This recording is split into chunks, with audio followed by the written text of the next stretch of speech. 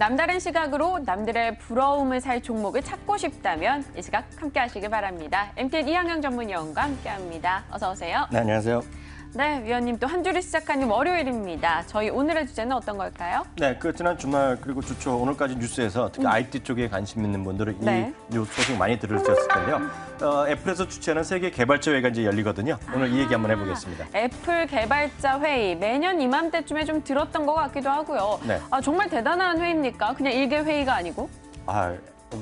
저희가 무슨 회의면 아무것도 아니겠지만 네. 이게 애플에서 하는 거고요. 애플이 뭐 세계 최대의 기업 중에 하나 아니겠습니까?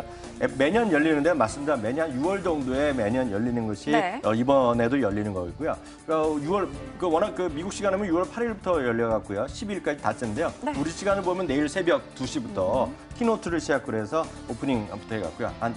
이번 주 내내 일단 개발자 회의가 있다라고 보셔야 되겠고요. 네. 참고적으로 내일 새벽 2시부터는 온라인으로 생중계도 하니까 관심 있으시면 직접 온라인에도 참여해서 보실 수도 있을 것 같습니다. 네, 오프닝 키노트. 항상 시작 전에 이 키노트가 굉장한 주목을 받잖아요. 그럼요. 이번에 뭐를 발표하는지도 궁금하고요. 사실 여기 개발자 회의 같은 경우는 뭐 개발자만 참석할 수 있는 건지 저희도 갈 수 있는 건지 궁금해요. 물론 아무나 다 할 수 있겠지만 일단 거기 들어가는 것 자체가 영광이다라고 이런 얘기까지 하고 있는데요.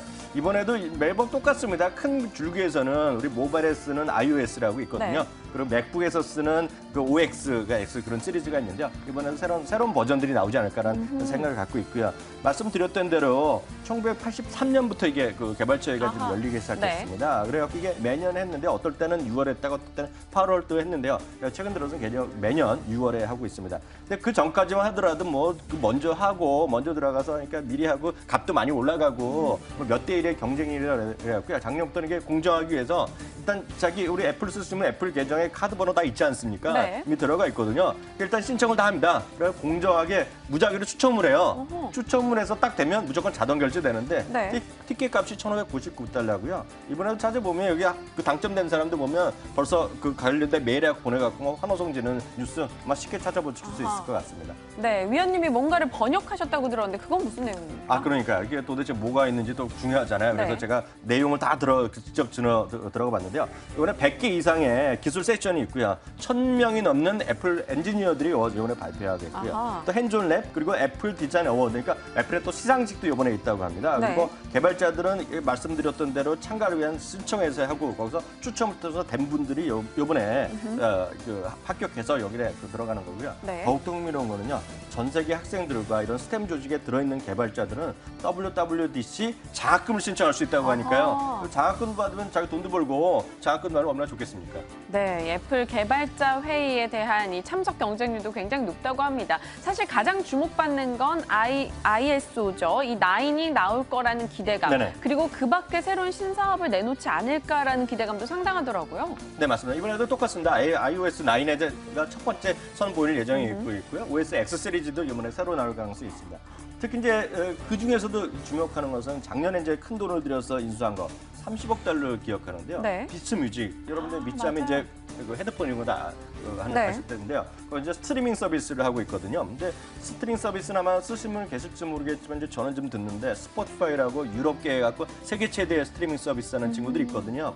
그러니까 그게 어떻게 경쟁하겠느냐. 그래서 월 9달러다 10달러 얘기하고 있는데 여하튼 스트리밍 서비스가 어떤 것을 발표할지가 가장 큰 관심이 될 것 같고요. 네. 또 이제 애플페이 그리고 구글페이, 삼성페이에서 지금 우리 다들 아시잖아요. 이제 핀테크 핵심 결제 그리고, 서비스. 결제 시장에서 우리가 또 어떤 또 얘기를 할지. 왜냐하면 아직까지 미국에서만 하고 있거든요. 미국 중심으로. 영국도 한 2달 있다 할 텐데요. 그런 새로운 화두로 던질지. 그리고 애플페이 그리고 말씀드렸던 사물인터넷 이 정도가 핵심이 될 것 같습니다. 사물인터넷 그냥 그렇게 넘어가시면 안 되죠. 구체적으로 얘기해 주시면 뭐 준비되는 게 있습니까? 그러니까 사물인터넷이 정말 중요한데요. 작년에 이제 홈킷이라는 그런 솔루션을 하나 발표했어요. 네. 그러면서 가정의 모든 것을 사물인터넷을 엮어갖고 결국 네트워크를 한다는 거 개념이었는데 그걸 갖고 구체적으로 어떤 제품화까지 하고 기기가 아직 연결된 것을 많이 나온 것은 아직은 없거든요. 네. 근데 이번에는 아마도 지금 예측은 이번에 iOS 9에는 버튼으로 앱으로 홈이라는 앱이 새로 별도로 생긴다는 얘기를 하고 있습니다. 그러니까 그걸 통해서 집안의 모든 사물 인터넷 기기를 연결한다. 뭐 그런 개념이 될 것 같습니다. 물론 네. 뚜껑은 열려야 될 것 같은데요. 여하튼 지금 우리 핸드폰에서는 홈 버튼은 그것이 아니라 집안에 있는 모든 것을 사물로 연결하는 홈 앱이 새로 장착될 가능성이 크다라는 것을 일단 얘기하고 있고요. 참고적으로 구글도요. 네. 지난 5월 말에 구글 I/O 역시 그 똑같이 개발자 회의가 되겠는데요. 브릴로라는 IoT 즉 사물 인터넷 플랫폼을 발표했거든요. 그래서 가전제품이라든가 각종 경보 제품. 여러분들 구글 네스트라는 거 아마 혹시 아시는 분 계실 텐데요. 구글 네스트를 통해서 많은 걸 하고 있다는 네. 것인데 이번에 애플도 어떤 걸 이번에 발표할지 모르겠습니다. 구글에서는 요즘 정말 바쁜 것 같아요. 사실 사물 인터넷 관련한 서비스뿐만 아니라 얼마 전에 모두에게 화제가 됐었던 네. 게 바로 이 무제한으로 사진을 저장할 수 있는, 동영상을 저장할 수 있는 클라우드 공간을 주겠다. 모든 이들에게. 이게 또 큰 화제였어요. 그러니까 그것 때문에 지금 세상에 또 한 번 깜짝 놀라는 일이 벌어지고 있고요. 뭐 우리나라 뭐 업체는 클라우드 서비스를 뭐 접는다 얘기했는데 왜냐하면 지금 구글 그 사진 같은 거 있죠. 핸드폰에 네. 찍으면 어디로 저장하세요? 저는 이 한 포털에서 엔드라이브요. 엔드라이브 몇 기가까지 주나요? 뭐? 한 사진 같은 30기가 정도 주는 걸로 알고 있어요. 30기가 주고 아빠 애플에 지금 아이클라우드는 그것도 안 주거든요. 근데 보면 이번에 구글이 깜짝 놀라지 마세요. 영상도 그 사진의 질도 1600만 원 화소니까 웬만한 걸 최고 보통 스마트폰 쓰면 최고가 되겠고요. 그 동영상도 1080p거든요. 그러니까 FHD급이니까요. 그건 웬만한 거 다 그냥 하는 건데 그거를 놀라지 마시죠. 무제한으로 준다 그랬거든요. 무제한으로 준다 그러니까 애플 입장에서 보면 자존심도 상하니까 뭔가 아이클라우드도 뭔가 나오지 않겠느냐는 기대감이 있습니다. 그렇기 때문에 만약 그렇게 되면 서버 시장 뭐 폭주할 수밖에 없겠고요. 속도, 빠른 속도 네. 그리고 분산 처리와 관련된 기술들 이런 것들이 수요가 급증할 수밖에 없다. 이렇게 이해하시면 되겠습니다. 네, 그럼 이 iOS 9의 스트리밍 서비스에 애플페이의 사물 인터넷 여기에 클라우드까지 뭐가 나온다고 쳐요. 네. 그런데 제일 중요한 건 그래서 애플 주가가 올라가느냐일 것 같습니다. 올라갑니까, 위원님? 그러니까 그건 알 수가 없는데요. 128.65달러로 정확하게 지난 주말에 마감됐고, 뭐 약법으로 마감 끝났는데요. 네. 40개 증권사, 이건 한국이 아니라 미국에 있는 40개 증권사의 평균을 제가 구해봤더니 148.75달러고요.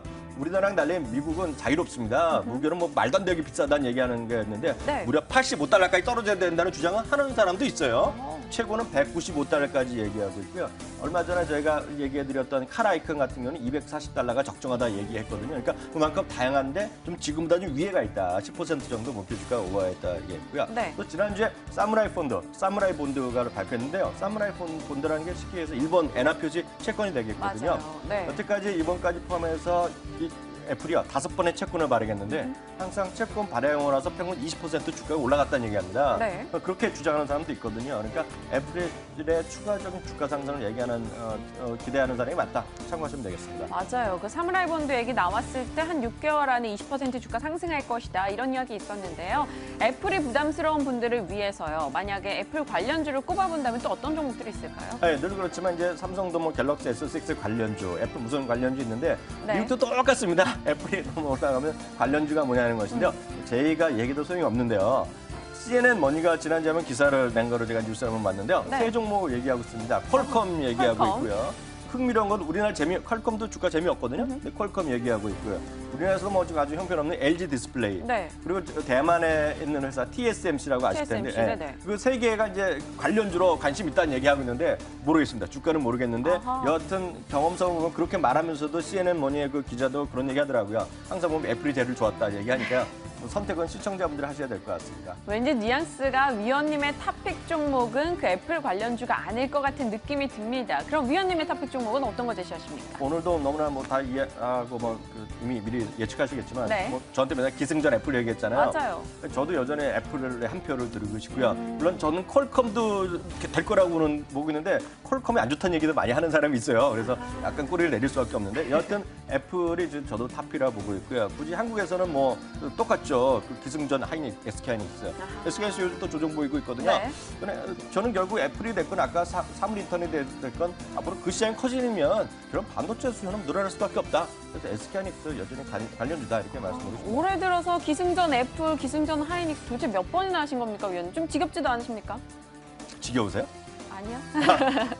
모르죠. 이게 주가는 어떻게 될지 모르겠지만 일관되게 얘기하는 것도 괜찮다는 생각 갖고 있고요. 일단 방송도 저희 매일 하듯이 네. 결국 주식도 결국 좋은 것들 계속 간다.